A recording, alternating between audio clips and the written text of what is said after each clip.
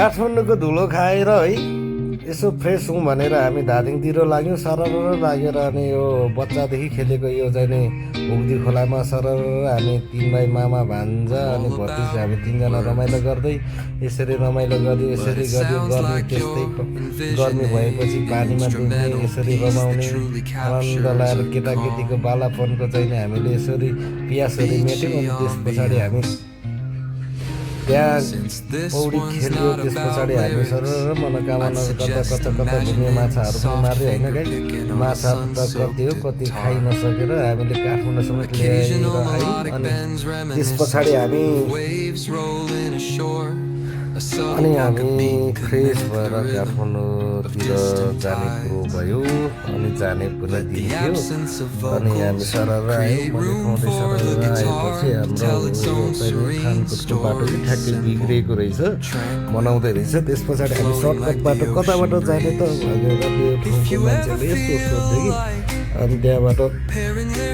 धार्केबाट ठ्याक्कै भित्र छिँदैछ धार्केदेखि सिधा पहिला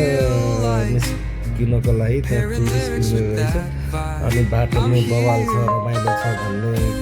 कुराहरू सुन्यो त्यस पछाडि हामी नयाँ बाटो नयाँ ठाउँ घुम्दै रमाइलो गर्दै जाउँ न त भनेर भामा भन्छ सरलाई गफ गर्दा गर्दै रमाइलो ठाउँहरू रमाइलो डाँडाकाँडाहरू पनि देख्यो त्यस पछाडि यसो बाटो घाटो बाँचेर अर्ग्यानिक चिजहरू मेवा लिची काँक्रो त्यस्तो कुराहरू पनि बेच्न राख्नुभएको रहेछ अनि हामी माओवादीले बिसाएर यसो गफ गर्दै काँक्रो लिचीहरू खाँदै आइयो खाइयो त्यस पछाडि त्यो ठाउँको दृश्यहरू यसो रमाइलो हेरौँ भनेर चाहिँ भान्जालाई मैले फोन निकालेर क्यामेराबाट भिडियो गर्नु भन्ने खालको एउटा कुरा राखेपछि भान्जा पछाडिबाट भिडियो खिच्ने म भने रबतार अगाडि गन्किरहने यतिखेर हाम्रो अगाडि बोलेरो छन् बोलेरोको अगाडि एउटा कार छन् हामी त्यो अगाडि जाने प्रयास गर्दैछौँ भने अब हामी बोलेरोको अगाडि त लाग्यौँ अब यो कारको अगाडि पनि लाग्नेछौँ भनेर भन्दै जाँदै ओभरटेक त गरिरहेको त्यस पछाडि हामी यसो टर्निङ आएर सिधा बाटोको वेटिङमा रह्यौँ अनि दाइजोहरू तपाईँहरू यस्तो टर्निङमा कहिले पनि ओभरटेक नगर्नु होला भन्दै अनि फेरि पनि गफ गर्दै काठमाडौँ आइपुग्नको लागि ठ्याक्कै 15-17 किलोमिटर बाँकी रहेछन् अनि हामी चट्ट लाएर त्यो ठाउँको चाहिँ रमाइलो ठाउँ रमाइलो मान्छेहरू पनि भेटियो त्यसको चाहिँ हामीले भिडियो लिन पाइएन गफ गरेको अरे त्यसको भिडियो फेरि पछि आउँछ फेरि अर्कोचोटि घुम्न जाँदाखेरि भन्दै अब हामी यस्तो रमाइलो ठाउँतिर छौँ कि हामी पुरै नगर यो ठाउँको हावा पानी कति राम्रो छ भन्दाखेरि बाटो पनि त्यस्तै रहिला टाइपको रहेछ अनि त्यहाँदेखि चाहिँ धार्केदेखि चाहिँ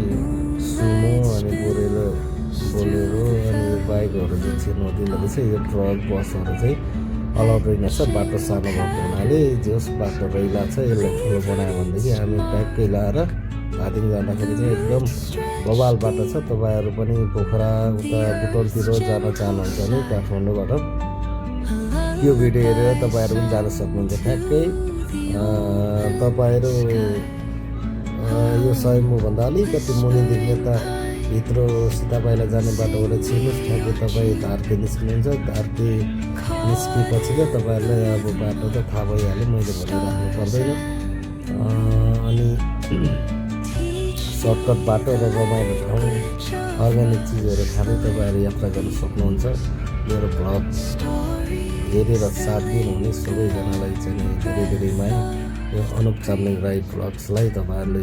धेरैजनाले मन पराइदिनु भएको छ र यो भिडियो हेरिसकेपछि झनै मन पराइदिनुहुन्छ भन्ने मलाई लागिरहेको छ भने तपाईँहरूको माझ फेरि आउनेछु मैले भान्जा र भतिजलाई यसो गफ दिएको दुईजनालाई म त खतरा स्विमिङ गर्छु नि भनेर यसो भनिदिएको प्रत्याने मेरो पालो यसो स्विमिङ गरेर केटाहरूलाई देखाइदिएको भतिज हेरेकै मेरो भान्जा भने छेउमा डल्फिन माछा जस्तो पुरै दिइराख्नु भएको थियो उहाँ चाहिँ अहिले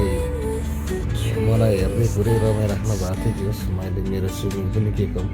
मान्छे हेरेको हेरे चकित पार्ने खालको दिइरहेको थियो मेरो भान्जा भन्ने यतिखेर डल्फिन माछा जस्तो उठेर पुरै जम्प गर्नुहुन्छ देख्न सक्नुहुन्छ हेर्नु पुरै स्वाट लाएर त्यो सर्को स्नेक जस्तो उडेर झ्याप बनाएर बस्नुहुन्छ देख्नुभयो त सकियो त सकिएन